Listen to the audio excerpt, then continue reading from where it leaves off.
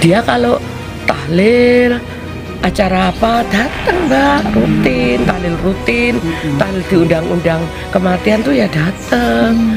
Kalau subuh ke masjid terus, tapi 2 hari itu saya nggak jumpa Pak Wahab.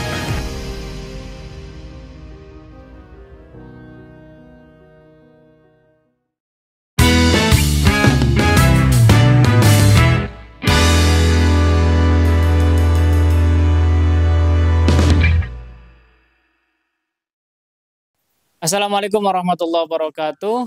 Sahabat Ngabdi Podcast Channel, ini ada berita yang sangat mengejutkan ya. Setiap hari kita melihat berita-berita yang mengiris hati ya. Ini datangnya dari Malang, satu keluarga yang melakukan bunuh diri. Kita langsung lihat aja beritanya.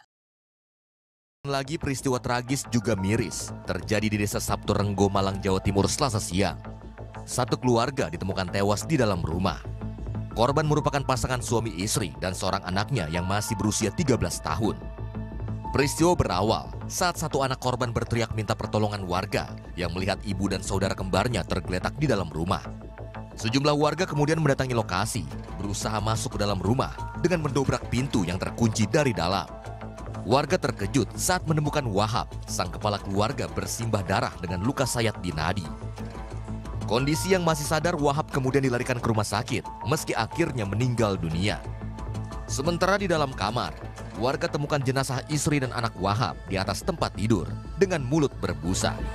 Ini belum lama kemarin terjadi satu keluarga mati juga ya, meskipun kasusnya berbeda. Kalau yang kemarin itu, yang viral itu dibunuh oleh ayahnya. Sekarang ini hampir sama, tapi kasusnya ini adalah bunuh diri. Seorang istri, anak, dan juga yaitu suaminya. Tapi yang terakhir ini adalah suaminya yang masih bisa diselamatkan dan akhirnya dia meninggal di rumah sakit. Ini berita yang sangat mengejutkan warga Indonesia semuanya ya. Karena ini bapaknya kalau kita lihat di berita itu sebagai seorang guru ya.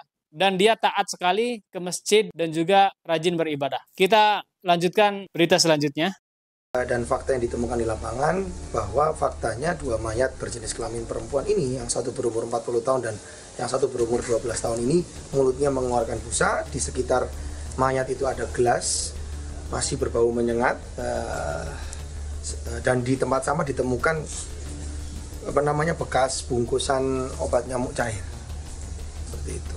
Untuk yang bapak itu luka sayatan, ada luka sayatan di pergelangan tangan cukup dalam. Kalau nggak salah ya, mohon dikoreksi. Jadi istri dan anaknya ini mati lebih dulu ya. Dan matinya itu sepertinya minum racun. Nggak tahu yang benar gimana. Dan kalau ayahnya ini ada sayatan. Jadi dia terakhir mungkin. Kita lanjut.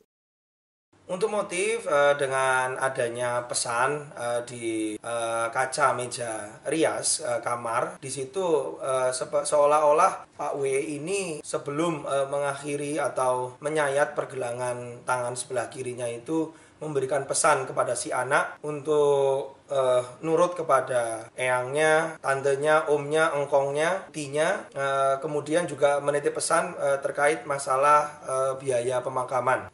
Kemudian untuk pemeriksaan saksi-saksi, di sini sementara kami duga salah satu korban atau Pak W ini memiliki banyak tanggungan hutang dari pengakuan beberapa saksi yang kebetulan juga pernah dimintai tolong untuk menghutangi.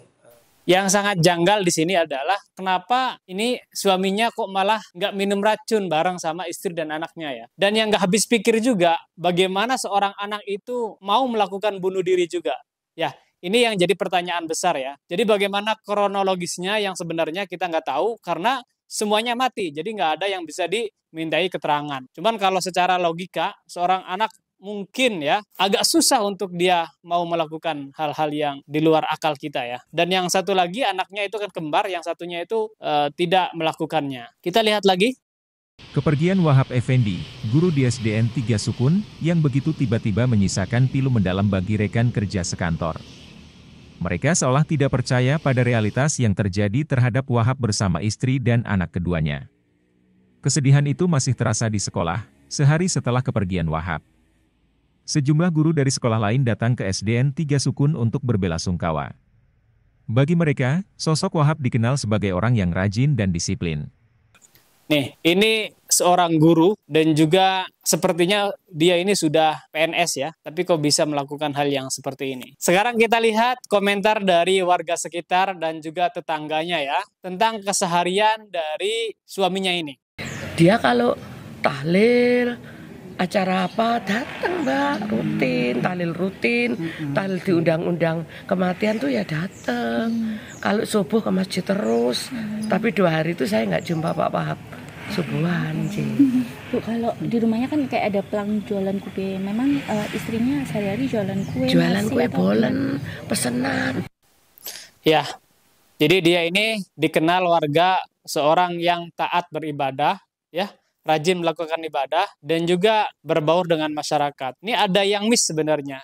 Ada apa sebenarnya dengan suaminya ini? Kita lihat lagi. Ini komentar dari kepala sekolah di mana dia bekerja di sekolahan itu. Biasanya kalau rapat dan senam itu saya kan langsung ke sekolah. Nah, itu kok karena di Bandulan ke sini kan lewat layatan lewat rumah saya tak mampir rumah ganti seragam. Nah, begitu sampai di depan pintu gerbang rumah saya ditelepon. Ibu sudah dengar kabar. Lu kabar apa? Pak Wahab sekeluarga meninggal, Bu. Innalillahi, kecelakaan apa? Saya gitu. Bu, disinyalir begini, tidak mungkin saya gitu pun. Saya sudah shock, saya nggak apa ya.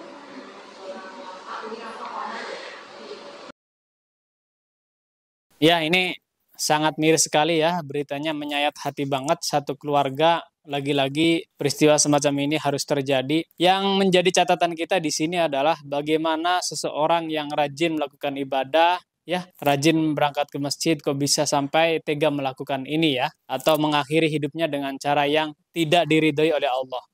Tentunya orang yang sering berangkat ke masjid, tentunya sering ikut pengajian, apalagi rajin beribadah, ini kan dia tahu bahwa melakukan hal semacam ini sangat dilarang oleh agama. Seberat apapun beban hidupnya, sebesar apapun dosanya, itu tidak boleh dilakukan oleh seseorang yang mengaku beriman kepada Allah Subhanahu wa Ta'ala.